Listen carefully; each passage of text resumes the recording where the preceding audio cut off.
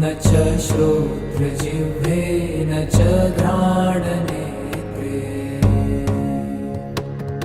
न च व्योमभूमिर्न तेजो न वायु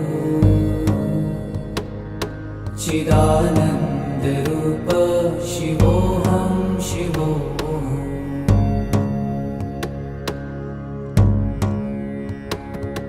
न च प्राणसंज्ञो न वै पञ्चवायु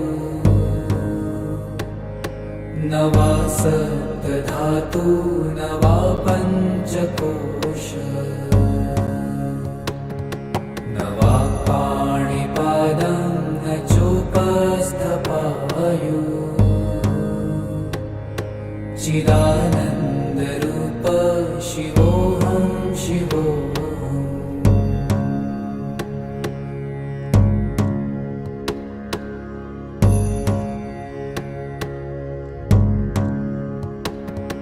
न मे द्वेषरागौ न मे लोभमोहौ मदो नैव मे नैव मात्सर्यभावः न धर्मो न चार्थो न कामो न मोक्षः चिदानन्दरूप शिवोऽहं शिवोऽहम्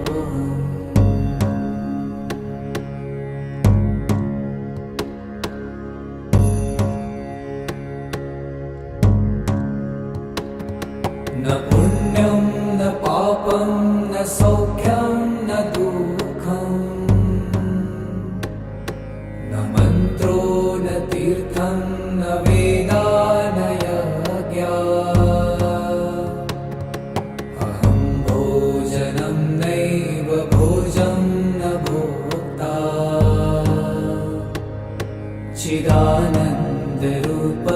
शिवोऽहं शिवोऽहम्